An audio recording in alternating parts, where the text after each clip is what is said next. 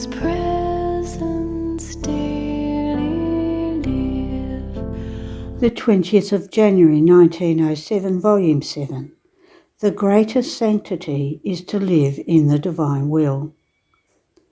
Having read the lives of two female saints, one who aspired so much to suffering and the other who aspired so much to be little, I was thinking in my interior about which one of the two it would be better to imitate, and unable to make up my mind, I felt as though hampered. So in order to be free and to think only about loving him, I said to myself, I want to aspire to nothing but to love him and to fulfill his holy will perfectly. At that moment the Lord told me in my interior, and it is here that I want you, in my will. Until the grain of wheat is buried in the earth and dies completely, it cannot rise again to new life and multiply itself, giving life to other grains.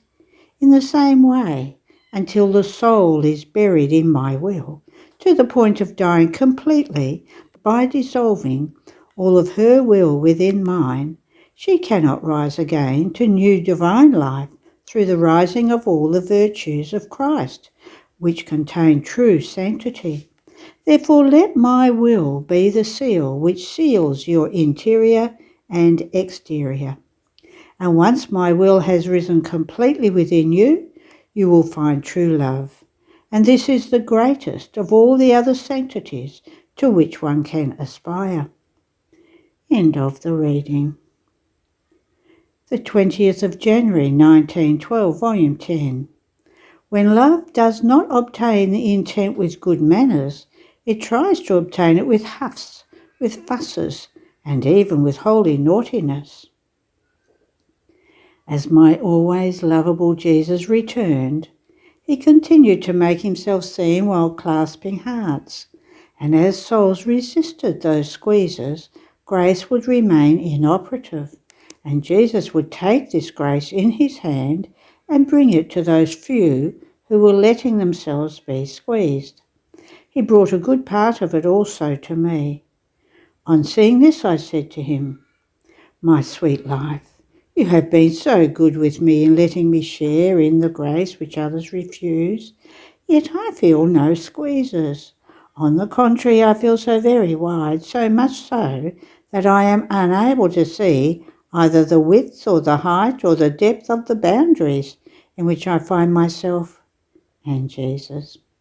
My beloved daughter, my squeezes are felt by one who, not letting herself be squeezed thoroughly by me, cannot enter to live in me, but one who lets herself be squeezed by me as I want, already passes to living in me, and by living in me everything is wideness. Constraints no longer exist. All the constraint lasts for as long as the soul has the patience to let herself be squeezed by me to the point of undoing the human being in order to live in the divine life. But then as she passes to living in me, I keep her safe. I let her wander throughout my endless boundaries. I no longer need to use bonds. On the contrary, many times I myself have to force her so as to put her out a little, to let her see the evils of the earth, to make her plead with greater yearning for the salvation of my children and have them spared the deserved chastisements. And she is on tenterhooks and pushes me, for she wants to enter into me, lamenting, saying that the earth is not for her. How many times have I not done this with you? I had to show myself huffy and fussy to make you stay a little bit at your place, otherwise you would not have lasted 1 minute outside of me. My heart knows what I suffered in seeing you outside of me, wriggling about, struggling, crying. While the others do this so as not to be squeezed, you did it so as to live in me. And how many times have you yourself not become huffy and fussy because of this way of mine of operating? Don't you remember that we have also been in a fight? And I, yes, I remember. The day before yesterday, precisely. I was about to get upset because you put me outside of yourself.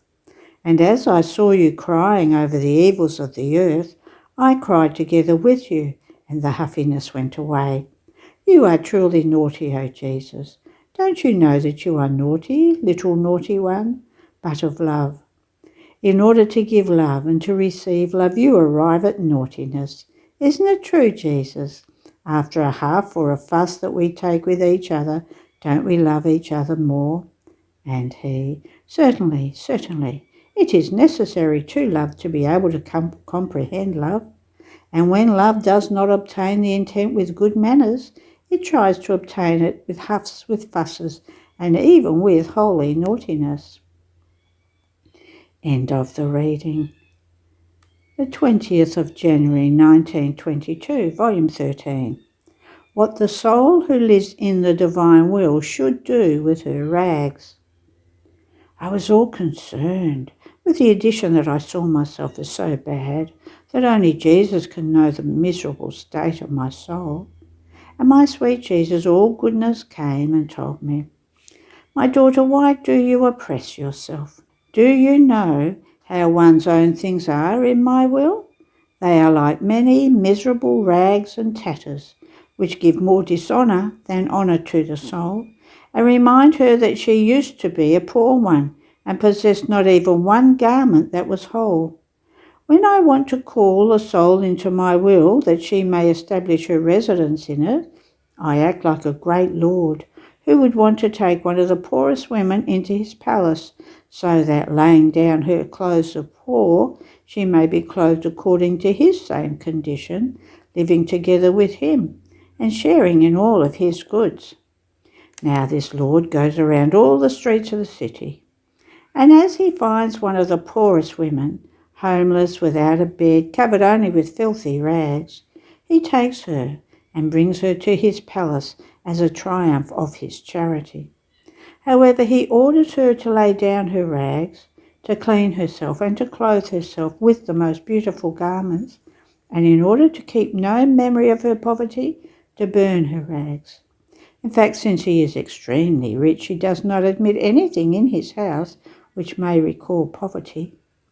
Now, if the poor one sadly misses her rags and afflicts herself because she has brought nothing of her own, would she not offend the goodness, the magnanimity of that Lord? So I am, and if that Lord goes around one city, I go around the whole world and maybe all generations. And wherever I find the littlest, the poorest one, I take her and place her in the eternal sphere of my volition, saying to her, "Work together with me in my will. What is mine is yours. If you have something from your own, lay it down, because in the sanctity and in the immense riches of my will, it is nothing but miserable rags." Wanting to have one's own merits is of servants, of slaves, not of children. What belongs to the Father belongs to his children. Besides, what are all the merits that you could acquire compared to one single act of my will? All merits have their own little value, weight and measure, but who could ever measure one single act of my will? No one, no one. And then what are your merits compared to mine? In my will you'll find them all, and I'll make of you the owner. Aren't you happy? Listen, my daughter, I want you to leave everything aside. Your mission is immense, and more than words, it is acts that I expect from you. I want you to be in continuous act in my will. I want the strolling of your thoughts in my will, which strolling over all human intelligences may lay the mantle of my will over all created minds, and rising up to the throne of the Eternal One, may offer all human thoughts sealed with the honour and the glory of my divine will. Then lay the mantle of my will over all human gazes, over all words, as though placing your eyes and your words in a stroll over all of their gazes and words. And sealing them with my will, rise up before the Supreme Majesty once again, and offer the homage as if all had used the sight and the speech according to my will. In the same way, if you work, if you breathe, if your heart beats, May your strolling be continuous. Your path is extremely long. It is all eternity that you must cover. If you knew how much you lose with one stop of yours, and how you deprive me, not of a human honour, but of a divine honour. These are the merits which you should fear of losing, not your rags and your miseries. Therefore, more attention in doing your runs in my will. End of the reading. The 20th of January 1926, Volume 16. The only refreshment in the privation of Jesus is to wander more in the divine will.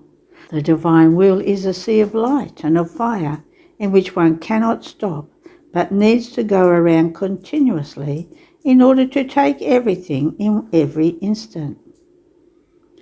I was in the hard state of the usual privations of my beloved good, and I felt immersed in bitterness, deprived of He who alone makes sun, warmth, smile, and happiness arise in my poor soul. Without Him it is always night time. I remain numb with the cold of His privation. I am unhappy. So I felt oppressed, and my sweet Jesus, moving in my interior, told me, "My daughter, courage. Do not abandon yourself prey to oppression. If you knew how much I suffer in seeing you suffer. I suffer so much that in order not to see you suffer so much, I put you to sleep, but I remain close to you. I do not leave you, and while you sleep, I do for you what we should be doing together if you were awake, because it is not you who want to sleep, but it is I who want it, and so I make up for you. Do you see how much I love you? If you knew how much I suffer when I see you wake up and fidget because you have not realized that I was close to you, since I myself had put you to sleep in the torment of my privation. It is true that you suffer, I too suffer, but it is the bond of my will which flows in you also in this, and clasping you more renders our union even more stable. Therefore courage, and remember that you are the little boat of my will, and the divine will is not a sea of water which has its ports and shores, where boats, ships and passengers make their stop, where they rest, have a good time, and many passengers don't even return to cross the sea.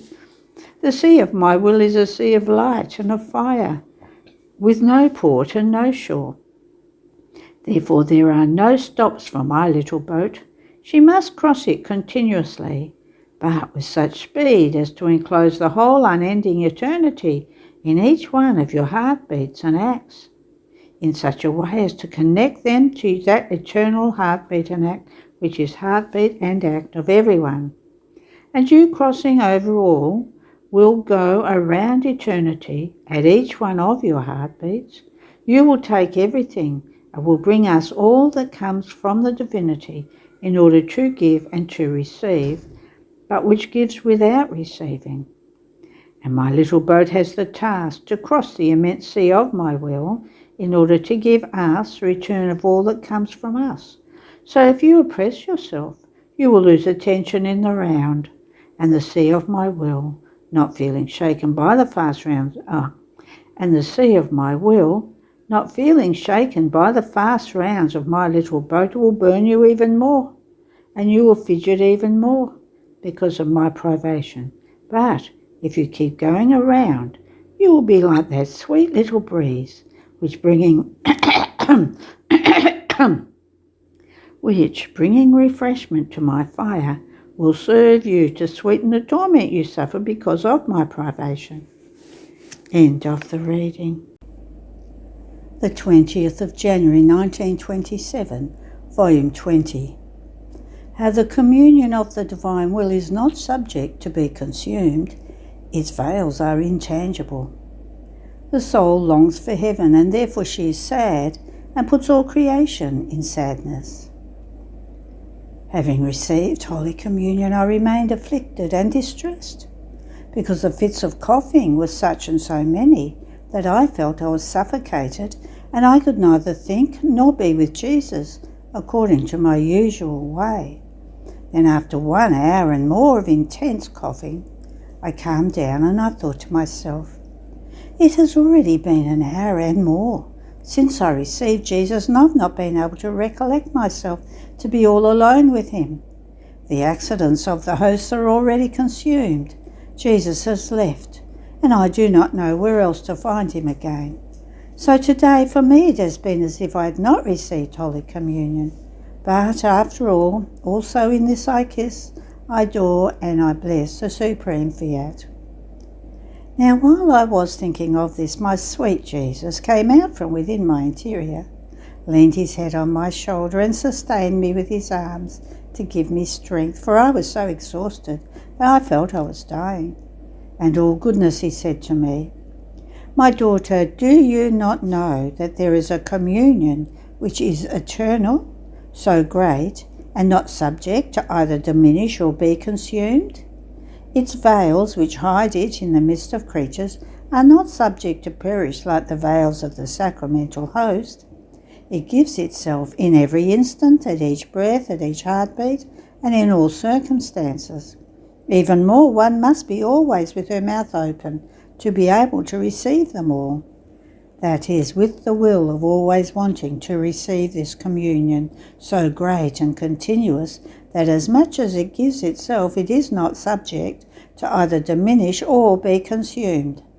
Otherwise, many times they remain outside of the soul without entering into her. You have already understood what this communion so great and continuous is. It is my divine fiat, which flows as life within your soul, as heat to fecundate you and to make you grow, as food to nourish you. It flows in the blood of your veins, in the heartbeat of your heart, in everything. It is always in the act of giving itself to you alone, if you only want to receive it. It would drown you with communion so many it wants to give to you.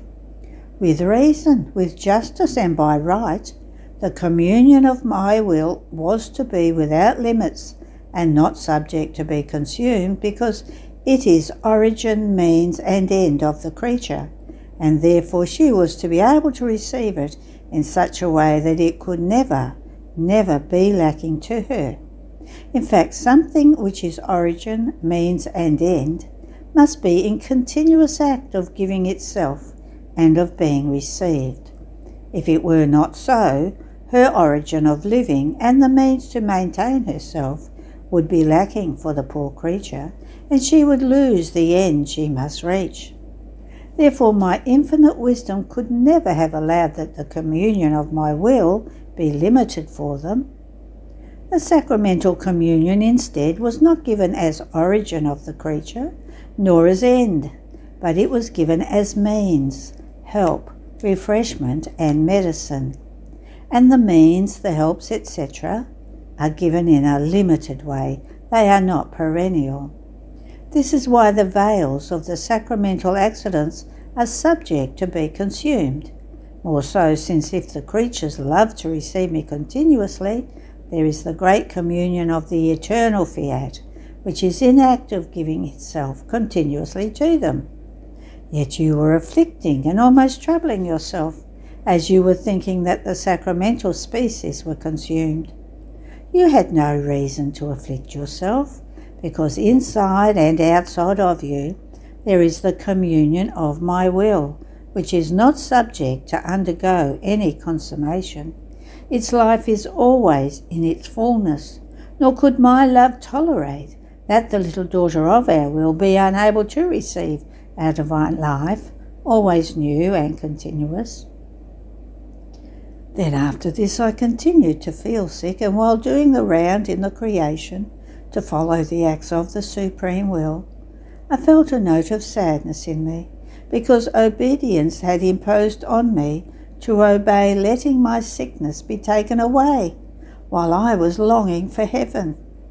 I would have wanted to make a jump from the middle of creation in order to reach my yearned-for fatherland, praying the heavens, the stars, the sun, and all created things to accompany me. In fact, since one was the fiat that gave us life, I had my right. that they should not leave me alone, but should all follow me up to the eternal gates, waiting for that very will which had possessed me on earth to receive me in heaven. And then, after my entrance into the beatific celestial will, they could withdraw, each one to its place. But unable to do this, I felt sad, and in this way I went around the whole creation.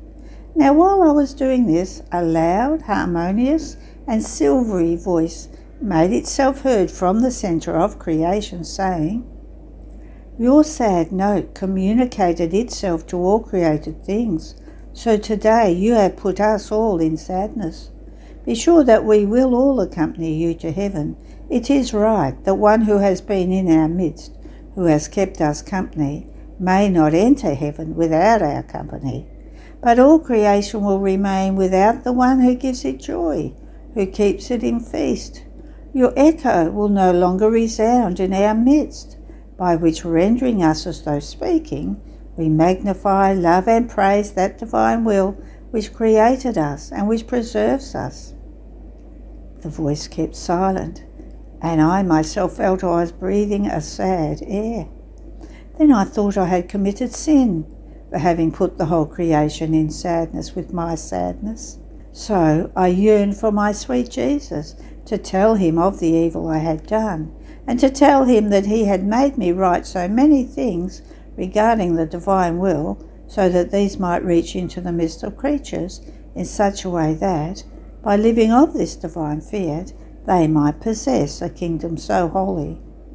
Then while I was thinking of this and other things, my beloved Jesus moved in my interior and told me, "My daughter, you are right in wanting to come, but before all the knowledges of my will come out and take their course, it will take time. And this is why creation is right in saying that it will remain in its silence once again. However, I do not want you to oppress yourself. Abandon yourself in me and let your Jesus do everything." And I, "My love, when you take me to heaven, I pray that you take me quickly, so that they may not have the time to give me this obedience." But while I was saying this, I seemed to see the heavens, the sun, and all creation bowing around me to pay homage. And Jesus added, "My daughter, when you die, the whole creation will invest you, and you will pass into heaven in a flash. Aren't you happy?" End of the reading. The 20th of January, 1929, Volume 25, How Creation is a Divine Army. Wherever the divine will is present, there is perennial life. My abandonment in the divine fiat continues, and as I was following its acts that it did in the whole creation, I wanted to give to my Creator the glory that each created thing contained. In fact, even though each created thing is glorious, noble, holy, of divine origin, because it is formed by the creating fiat, however, each thing possesses a property, one distinct from the other, in such a way that each of them gives its own glory to he who created it. So while my poor and little intelligence was wandering within creation, my sweet Jesus moving in my interior told me, "My daughter, each created thing has its special office according to how God created it, and all of them are faithful to me in the office that each one possesses, giving me continuous glory, and each distinct from the other. The creation is my divine army, united and inseparable, though created things are distinct and all of them run without ever stopping for the sole purpose of glorifying their Creator. It is like an army, some act as general, some as captain, some as officer, and some as little soldier, all intent on serving the King, each one at its place, in perfect order and faithful to the exercise of each office. As each created thing possesses an act of my divine will, this is enough for them to maintain themselves in their place in perfect order. always beautiful and ever new, and in the act of glorifying He who created them. Wherever my divine will is present, there is perennial life, harmony, order, unshakable firmness, such that no event can move them from their place, and all are happy in the office that each possesses. Such would man have been if the human will had not snatched him away from my will. A beautiful army, all ordered, and each one happy in his office, and always in the act of glorifying me. And while glorifying his Creator, he would remain glorified himself. This is why I want my divine fiat to return to reign in the midst of creatures, because I want my army all ordered, noble, holy, and with the imprint of the glory of their Creator. End of the reading. The 20th of January 1930, Volume 27. How beautiful is the living in the divine will. The soul places God in the condition of repeating his works. How the divine fiat acts as actor and spectator. I was doing my round in the divine will, and I arrived at that point when the Queen of Heaven was created, and the divinity laid down the garments of justice, and as though putting on the garments of feast, it renewed the solemn act of the beginning of creation, calling to life the noble creature who, by living in the divine will, the only purpose for which God had created man, would not go out of the house of her Father, because only our human will puts us outside of God, of his dwelling, outside of his goods, of his sanctity, of his light.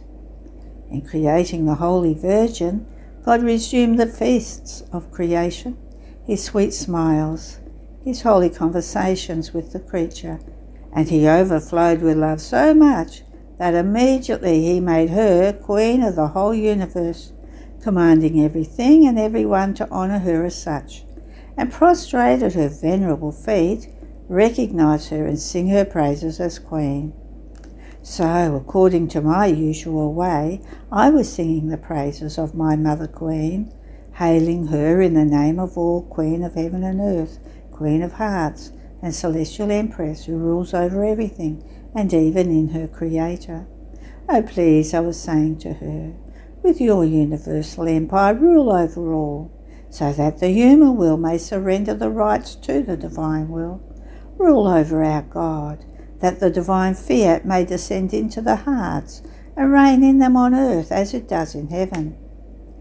Now, while I was doing this, my sweet Jesus moved in my interior and united himself with me in singing the praises of the celestial Mama as Queen, and clasping me to himself told me, "My daughter, how beautiful is the living in my divine will. It keeps as though present everything that has been done by God, and the creature finds everything that her Creator has done and takes part in his works, and can render to her Creator the honours, the love, the glory of that act. It can be said that one who lives in our divine will places us in the condition of renewing our most beautiful works, makes herself the renewer of our feasts." The creation of the Virgin says in clear notes what our divine will means and what it can do. As soon as it took possession of her virgin heart, we did not wait even 1 minute, but immediately we made her queen. It was our will that we were crowning in her, because it was not befitting for a creature who possessed our will not to have the crown of queen and the sceptre of command. Our divine will wants to hold nothing back. It wants to give everything to one who lets it form its kingdom in her soul. Now you must know that just as you find present in the divine fiat the creation of the sovereign lady, and you sing her praises as queen, so did she find you present in the same divine fiat and heard your singing. The mama does not want to be outdone by the daughter. From that time she sang your praises to honour that divine will that was to possess you, and in order to requite your singing, how many times she calls the heavens, the sun, the angels, and everything to sing the praises of her little daughter, who wants to live in that fiat that formed all her glory, her greatness, beauty and happiness. Then I continued my abandonment in the divine fiat, and my sweet Jesus added, "My daughter, when my divine will reigns in the soul, it takes on the acting and directing role within her. There is not one thing she does in which my divine will does not take on its first act in order to call its divine act upon the act of the creature. So if she thinks, it forms his first thought and calls all the sanctity, the beauty, the order of the divine intelligence. And since the creature is incapable, nor does she have sufficient space to receive our intelligence, every time my fiat does its first act in the intelligence of the creature, with its power, it keeps expanding her capacity so as to now enclose new divine intelligence in the mind of the creature. Therefore, it can be said that there where it reigns, my will is the first to breathe, the first to palpitate, the first act of the blood circulation, so as to form in the creature its divine breathing, its heartbeat of light, and in the blood circulation, the total transformation of its divine will in her soul and in her body.